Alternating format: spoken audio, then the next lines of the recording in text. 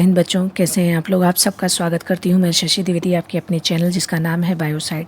और बायोसाइड में हम लोग घटना चक्र के क्वेश्चन कर रहे हैं। इसमें हम लोगों ने मोलस्का तक के क्वेश्चन कर लिए हैं और आज बारी है इकाइनोडर्मेटा के क्वेश्चन करने की। तो चलिए इकाइनोडर्मेटा के क्वेश्चन करते हैं, घटना चक्र से जो लिए गए हैं। पहला क्वेश्चन है, जल संवहन तंत्र किसका लक्षण है। Water vascular system is a trait of, मतलब वाटर वेस्कुलर सिस्टम जो है किसका स्पेसिफिक कैरेक्टर है। क्या है वो पोरीफेरा का है, मोलस्क का है, इकाइनोडर्म का है और या फिर सबका है। तो नहीं, इसका राइट आंसर है ये स्पेसिफिक कैरेक्टर है इकाइनोडर्मेटा का। ये स्पेसिफिक कैरेक्टर है इकाइनोडर्म्स का। यह स्पेसिफिक कैरेक्टर है इकाइनोडर्म्स का। तो इसका राइट आंसर है इकाइनोडर्म्स। जल संवहन तंत्र की जो उपस्थिति है वो इकाइनोडर्मेटा के जंतुओं की का विशेष लक्षण होता है। और जबकि हमने देखा था पोरीफेरा में क्या था कि पानी यहाँ पर आता था, वो ऑस्कुलम ऑस्ट्रिया के थ्रू आता है और फिर ऑस्कुलम के थ्रू जाता है। लेकिन ये इसका तो समुद्री जो जल है इकाइनोडर्मेटा के इसमें होलोथ्यूरिया मेड्रिपोराइट, ये क्या होते हैं, जल संवहन तंत्र में सहायता करते हैं। ये खुलते हैं, इसमें छोटे छोटे छिद्र होते हैं। और स्टारफिश कैसी होती है, इसमें 5 भुजाएं होती हैं, ये हमने देख लिया। अगला क्वेश्चन, निम्न में से कौन सिलेंट्रेटा संघ में नहीं पाया जाता। सिलेंट्रेटा संघ से संबंधित नहीं है। समुद्री पेन, समुद्री फेदर, क्यूकम्बर, समुद्री पंखा।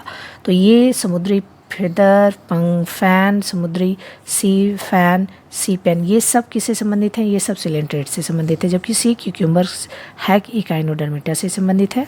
और इकाइनोडर्मेटा में भी इसका नाम है, तो ये किससे संबंधित है, ये संबंधित है सी क्यूकम्बर का नाम है होलोथ्यूरिया। इसका बायोलॉजिकल नेम है होलोथ्यूरिया, जो कि इकाइनोडर्म से संबंधित है। अगले क्वेश्चन की तरफ बढ़ते हैं। कौन इकाइनोडर्मेटा संघ का प्राणी है। तो इसमें कौन है, सी एनिमोन, सी क्यूकम्बर, सी पेन, सी लिली। तो अभी हमने देखा था कि सी क्यूकम्बर जिसका नाम है होलोथ्यूरिया, ये इकाइनोडर्मेटा संघ का प्राणी है। अगले क्वेश्चन की तरफ बढ़ते हैं। संघ इकाइनोडर्मेटा का लक्षण है, क्या है, जल संवहन तंत्र, दोनों हिमल तंत्र और प्रयुक्त में से कोई नहीं और दोनों। हाँ, तो इसका दोनों ही कैरेक्टर है, जल संवहन वाटर वेस्कुलर सिस्टम और हिमल सिस्टम भी, इसमें दोनों ही इसका स्पेसिफिक कैरेक्टर है इकाइनोडर्मेटा का। तो बोथ ऑफ दीज। अगले क्वेश्चन की तरफ बढ़ते हैं। हाँ, इसके एक्सप्लेनेशन को देख लेते हैं। इकाइनोडर्मेटा संघ के जंतुओं में जल संवहन तंत्र, हिमल तंत्र तथा पेरी हिमल तंत्र विशिष्ट लक्षण होते हैं। इन तंत्रों का निर्माण इनकी वास्तविक सीलोम गुहा से होता है। हिमल तथा पेरी हिमल तंत्र रुधिर परिसंचरण, ब्लड सर्कुलेशन का कार्य करते हैं। और जल संवहन तंत्र लोकोमोशन, भोजन का पकड़ना और श्वसन में सहायता करता है। तो हमने देखा कि जो जल संवहन तंत्र है, वाटर वेस्कुलर सिस्टम है, ये क्या काम कर रहा है, लोकोमोशन में काम कर रहा है। भोजन को पकड़ने, मतलब भोजन को पकड़ने में भी सहायता करता है। कैच उस वाटर के थ्रू उनके बॉडी में प्रे भी आते हैं, मतलब जो भी कीड़े मकोड़े हैं वो आ जाते हैं और उनको भोजन उसमें से वो छांट लेते हैं और उसको फिर डाइजेस्ट कर लेते हैं। तो भोजन को पकड़ने का भी काम एक तरह से वाटर वेस्कुलर सिस्टम के थ्रू हो रहा है और श्वसन रेस्पिरेशन का भी काम इसके थ्रू हो रहा है। और जल संवहन और हिमल तंत्र जो होता है, हिमल और पेरी हिमल तंत्र ब्लड सर्कुलेशन का काम कर रहे हैं। तो ये दोनों सिस्टम पाए जा रहे हैं वो स्पेसिफिक कैरेक्टर है इकाइनोडर्मेटा संघ के जंतुओं का। चलिए अगला क्वेश्चन देख लेते हैं। Haemocoelomic system is found in the member of. Haemocoelomic system किस में पाया जाता है, मेंबर ऑफ किस में पाया जाता है, आर्थ्रोपोडा, मोलस्का, इकाइनोडर्मेटा, हेमिकार्डिड। अभी तो हमने देखा कि हीमोसिलोमिक सिस्टम इकाइनोडर्मेटा का स्पेसिफिक कैरेक्टर है, लेकिन इसको थोड़ा डिटेल में देखते हैं। इकाइनोडर्मेटा संघ के जंतुओं में ब्लड वेस्कुलर सिस्टम हिमल तंत्र और पेरी हिमल तंत्र में पाया जाता है। यह खुले ओपन प्रकार का होता है, ओपन सिस्टम पाया जा रहा है। यह सीलोम से उत्पन्न होता है। और यह किससे उत्पन्न हो रहा है, सीलोम से उत्पन्न होता है। आर्थ्रोपोडा और मोलस्का में भी ओपन सिस्टम पाया जाता है जिसे हीमोसील कहा जाता है। तो हीमोसिलोमिक सिस्टम, अब देखिए यहाँ पर आर्थ्रोपोडा भी दिया गया है और मोलस्का में भी दिया गया है, इसमें भी ओपन सिस्टम होता है, इसको हीमोसिल कहा जाता है। अब पूछा जा रहा है haemocoelomic system is found in the member of, तो और इकाइनोडर्मेटा में तो होता ही है ओपन, और पेरिहीमल सिस्टम पाया जा रहा है। तो तीनों ही इसका आंसर होगा, लेकिन तीनों ही इसका होगा, क्योंकि इसमें जो ओपन टाइप का सिस्टम पाया जा रहा है, ओपन प्रकार का हीमल सिस्टम पाया जा रहा है। तो आर्थ्रोपोडा ये तीनों ही राइट आंसर है। अगले क्वेश्चन की तरफ बढ़ते हैं। एक जंतु जिसमें वयस्क अरीय समित दिखाता है पर इसका लार्वा द्विपार्श्व समित प्रदर्शित होता है। An animal which is radially symmetrical, लगता है कि ये रेडियली सिमेट्रिकल है, is but it's larva is bilateral, लेकिन यही इसका स्पेसिफिक कैरेक्टर है कि ये जो इसका स्टार इकाइनोडर्म है, इनका मतलब मेनली एस्टेरियास मतलब स्टारफिश, इसमें क्या होता है कि जो लार्वा स्टेज में रहता है, जब ये लार्वा में, तो इसका जो सिमेट्री है वो बाइलेटरल है, और मैच्योर होने पर, वयस्क होने पर, एडल्ट में इसका जो सिमेट्री है वो कैसी आ जाती है, वो रेडियल आ जाती है, वो रेडियल सिमेट्री है। तो ये किसका कैरेक्टर है, ये है एस्टेरियास का कैरेक्टर, तो अगले क्वेश्चन की तरफ बढ़ते हैं। तो इसका राइट आंसर क्या होगा, एस्टेरियास इसका राइट आंसर है, जिसमें बाइलेटरल कब दिखाई देता है, लार्वल स्टेज में। हाँ, इस देखिए इसमें दिया गया इकाइनोडर्मेटा संघ के जंतुओं में लार्वा अवस्था में बाइलेटरल सिमेट्री होती है, परंतु वयस्क अवस्था में ये रेडियल सिमेट्री हो जाती है। एस्टेरियास इसी संघ का जंतु है जिसे सामान्यतः तारामीन स्टारफिश कहा जाता है, ये सभी लोगों को पता है। अगला क्वेश्चन, वर्ग बाइवेल्विया इज आल्सो कॉल्ड, बाइवेल्विया को और क्या कहते हैं, वर्ग बाइवेल्विया को क्या कहते हैं, गैस्ट्रोपोडा, सेफेलोपोडा, पैलिसीपोडा एंड डेकापोडा। तो इसका राइट आंसर क्या होना चाहिए, इसका राइट आंसर है पैलिसीपोडा, इसका राइट आंसर है पैलिसीपोडा, जो कि क्लास वेल्विया से को कहा जाता है, क्लास बाइवेल्विया को क्या कहा जाता है, पैलिसीपोडा। बाइवेल्विया को क्या कहते हैं, तो इसको कहते हैं पैलिसीपोडा, ये हो चुका है पैलिसीपोडा। अगला क्वेश्चन, इसका एक्सप्लेनेशन देख लेते हैं। वर्ग बाइवेल्विया को पैलिसीपोडा या लैमली ब्रैंकिएटा भी कहा जाता है, पैलिसीपोडा बाइवेल्विया को।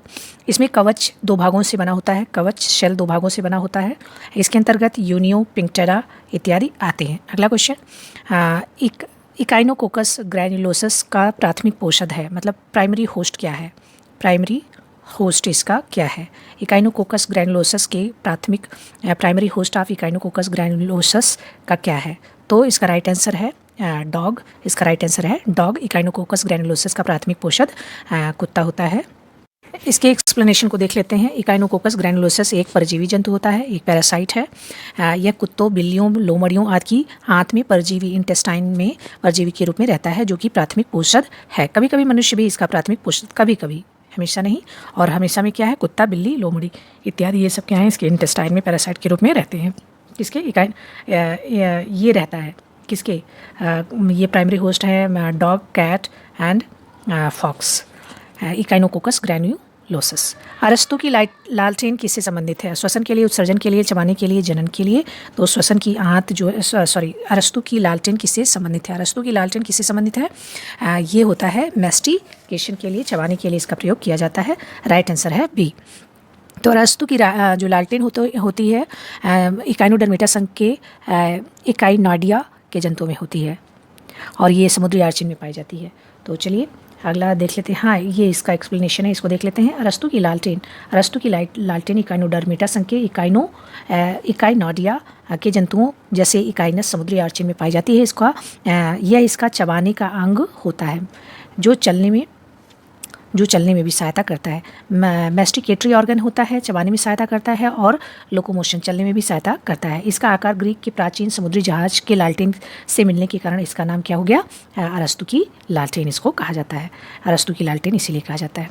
अगला क्वेश्चन, अरस्तु लालटेन पाया जाता है, किसमें पाया जाता है, एस्ट्रॉइडिया में, इकाइनॉडिया में, क्रिनॉइडिया में, होलोथ्यूरियाडिया में। तो इसका राइट आंसर है बी, ये इकाई नॉडिया में पाया जाता है। अरस्तु की लालटेन किस वर्ग का है? तो ये किस वर्ग का है? अभी हमने देखा था इकाइनॉडिया वर्ग का है। अगला क्वेश्चन देखते हैं, सितारा मछली का श्वसन अंग है, इसका श्वसन अंग क्या है? देह भित्ति है, पेडिसिलरी है, नाल ट्यूफिट है, पैपिली है। तो श्वसन का अंग हमने देखा था कि कौन कर रहा था? श्वसन का अंग कर रहा था पैपुली। श्वसन का कार्य कर रहा है पैपुली। तो इसका एक्सप्लेनेशन देख लेते हैं। एक्सप्लेनेशन इसमें नहीं दिया गया है, हम इसको डिटेल इसका बताते हैं। सितारा मछली के जो होते हैं उसका आकार स्टार की तरह होता है, ऐसे स्टार की तरह होता है, और इसमें ट्यूब फीट होती हैं, इसमें कैनाल्स बनी होती हैं, और 5 भुजाएं होती हैं, ये हमने देखा, और कड़े प्लेट से ये ढकी रहती हैं। इसकी जो ऊपरी सतह है कांटेदार रचनाएं होती हैं, ऐसे ऐसे कांटेदार संरचनाएं होती हैं। इस तरह से इसमें ट्यूब फीट रहती हैं और कांटेदार संरचनाएं, ऐसे ऐसे कांटेदार संरचनाएं होती हैं। इसके मध्य जो त्वचीय ब्रैंकी, डर्मल ब्रैंकी होती है, और जो डर्मल ब्रैंकी है इसी को कहा जाता है पैपुली। ये जो मिडिल लेयर होती है इसमें होती है पैपुली डर्मल ब्रैंकी, और ये श्वसन और उत्सर्जन दोनों का ही कार्य करती है। और ये जो पैपुली होती है ये रेस्पिरेशन में भी सहायता करती है और एक्सक्रेशन में भी सहायता करती है पैपुली। तो ये हमने देखा कि श्वसन अंग का कार्य कौन कर रहा है? पैपुली कर रही है। ये मध्य डर्मल ब्रैंकी होती है, मध्य त्वचीय होती है, इसी को कहा जाता है। एपीमॉर्फोसिस का क्या कार्य है? मतलब क्या है इसका? What is एपीमॉर्फोसिस? तो देखते हैं। क्वेश्चन है, ऑप्शन दिया गया है। पहला ऑप्शन है पुराने अंगों का खत्म हो जाना, किसी खोए हुए भाग का पुनः बन जाना, पूरे शरीर का पुनर्निर्माण, युग्मनज का विकास, degeneration of old organ, regeneration of lost organ, regeneration of entire body, development of zygote. तो इसका राइट आंसर है बी, किसी खोए हुए भाग का पुनः बन जाना। शरीर के किसी मतलब एपीमॉर्फोसिस क्या है? किसी खोए हुए भाग का पुनः बन जाना। रीजनरेशन ऑफ लास्ट पार्ट, अगर कोई लास्ट मतलब पार्ट हट गया है तो उसको दोबारा से बना लेते हैं। शरीर के किसी कटे हुए भाग का फिर से बन जाना, पुनः बन जाना। जैसे कहीं से यहाँ से कोई अंग है और कट गया, तो इसको पुनः जो है इसको बना देना, ये एपीमॉर्फोसिस कहलाता है। तो इसका जैसे एक्सप्लेनेशन देख लेते हैं इसका। एपीमॉर्फोसिस क्या है? जो कि जैसे कि स्टारफिश में पाया जाता है। एपीमॉर्फोसिस का मतलब होता है किसी रीजनरेशन ऑफ लास्ट पार्ट। और मॉर्फोलेक्सिस क्या होता है? कटे हुए भाग से पूरे शरीर, जैसे कहीं कट गया, मान लीजिए इतना पार्ट रह गया, जैसे कि हाइड्रा की प्लानेरिया में हमने देखा था, या सिलेंट्रेट्स में आप देख सकते हैं कि कट गया है, पूरा पार्ट ही चला गया और एक यही थोड़ा सा बचा है। अब इससे ये पूरी बॉडी को बना लेते हैं, तो इसको कहते हैं मॉर्फोलेक्सिस। ये हमें सिलेंट्रेट्स में पाया जाता है। प्लानेरिया इसका बेस्ट एग्जाम्पल है, अमीबा, हाइड्रा, ये सब। अमीबा में भी ऐसा होता है। तो क्या होता है कि जब किसी एक कटे हुए भाग से पूरे जीव का बन जाना मॉर्फोलेक्सिस कहलाता है। मॉर्फोलेक्सिस पूरे शरीर बन जाता है, पूरा शरीर। और एपीमॉर्फोसिस क्या है? कटे हुए भाग से लास्ट पार्ट रीजनरेट हो सकता है, बस पूरी बॉडी नहीं बन सकती। तारा मछली के अंडे होते हैं, कैसे होते हैं? होमोलेसाइथल होते हैं, टेलोलेसाइथल, माइक्रोलेसाइथल या फिर ऑलिगोलेसाइथल। तो इसका राइट आंसर है ये होमोलेसाइथल होते हैं। पूरा जो है इक्वली इनका डिस्ट्रीब्यूशन योग का होता है, जिसमें जो योग होती है पूरे अंडे में समान रूप से पूरे इक्वली डिस्ट्रीब्यूशन होता है। इसमें जो योग की मात्रा होती है वो बहुत कम ही होती है। योग कम होता है, योग जो है बहुत कम होता है, लेकिन इवनली डिस्ट्रीब्यूट होते हैं। तो इसका राइट आंसर क्या है? होमोलेसाइथल। अगला क्वेश्चन, इकाइनोडर्मेटा में एम्बुलैक्रल तंत्र का प्रमुख क्या कार्य किया? एम्बुलैक्रल जो सिस्टम बना है वो किस लिए बना है? परिसंचरण के लिए, गति के लिए, सुरक्षा के लिए, भोजन संचय के लिए। तो ये है मोशन के लिए, मूवमेंट के लिए। एम्बुलैक्रल जो सिस्टम है इकाइनोडर्मेटा का, ये इसका स्पेसिफिक कैरेक्टर है, ये स्पेशलाइजेशन है, इसका स्पेसिफिक कैरेक्टर है किसका? इकाइनोडर्मेटा का। तो इसके एक्सप्लेनेशन की तरफ हम बढ़ते हैं। एम्बुलैक्रल तंत्र इकाइनोडर्मेटा संघ के जंतुओं का विशेष लक्षण है। इसमें ट्यूब फीट नामक संरचना होती है, जिसका प्रमुख कार्य चलन में सहायता करता है। इसके अतिरिक्त यह श्वसन तथा भोजन के शिकार में भी कार्य करता है। तो जो एम्बुलैक्रल सिस्टम है, ये ट्यूब फीट होती है, ये है, इसमें ट्यूब की तरह की संरचनाएं होती हैं जो वाटर कैनाल सिस्टम से जुड़ी भी होती हैं। तो इसी को कहते हैं ट्यूब फीट और ये मूवमेंट के लिए उपयोगी होती हैं। अगले क्वेश्चन की तरफ बढ़ते हैं। टाइड मैंस बॉडीज तारामीन के एम्बुलेक्रल सिस्टम के विशेष भागों में से एक है।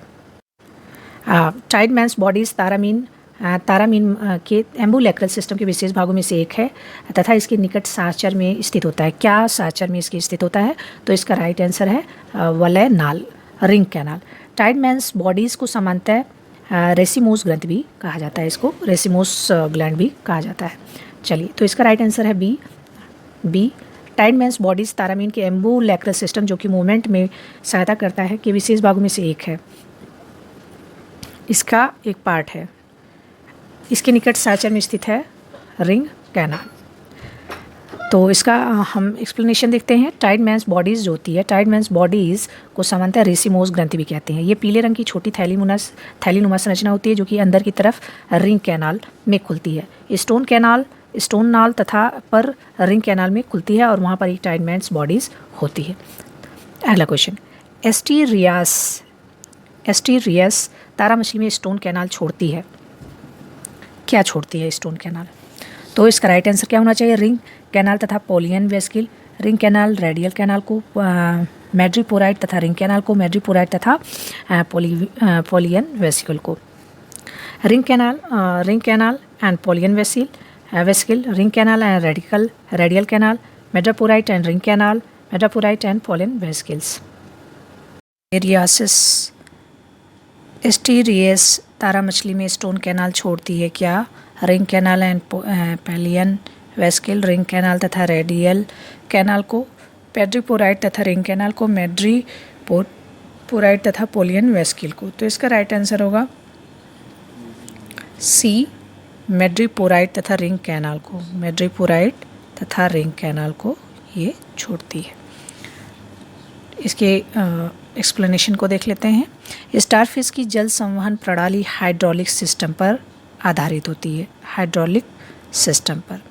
हाइड्रोलिक सिद्धांत पर कार्य करती है। इस प्रणाली के माध्यम से स्टारफिश की गति, भोजन ग्रहण, श्वसन, उत्सर्जन की क्रिया संचालित होती है। किस सिस्टम से? हाइड्रोलिक सिस्टम से। स्टारफिश की जल संवहन प्रणाली में मैड्रीपोराइट तथा stone canal, ring canal, radial canal, lateral canal, Polian vesicle, Tiedemann's bodies आदि सम्मिलित होते हैं। Stone canal madreporite ring canal को जोड़ती है। स्टोन कैनाल किसको जोड़ती है? स्टोन कैनाल जो है मैड्रीपोराइट और रिंग कैनाल को जोड़ती है। मैड्रीपोराइट से जल का प्रवेश होता है, छोटे छोटे छिद्र टाइप के स्ट्रक्चर होते हैं ऐसे।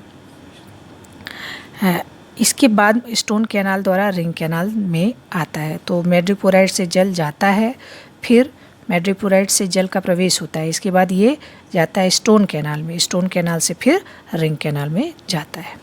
ये होता है इसका सिस्टम जाने का। अगला क्वेश्चन देख लेते हैं।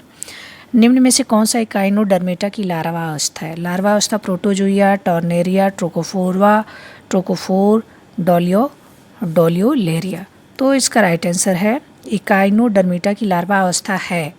बाकी सब तो जो है बाकी इकाइनोडर्मेटा का सीलिया युक्त है, सीलिएटेड है लार्वा अवस्था में ये बाइलेटरल सिमेट्री भी पाई जाती है और जब ये एडल्ट हो जाता है तो रेडियल सिमेट्री होती है।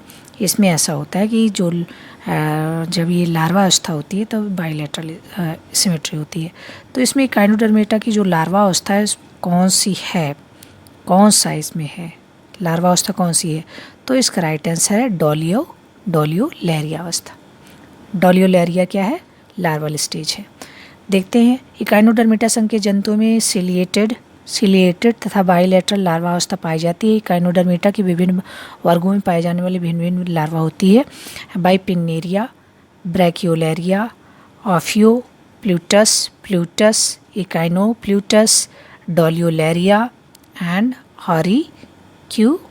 ऑरिक्यूलेरिया। तो ये 6 अवस्थाएं होती हैं स्टारफिश में लार्वा की।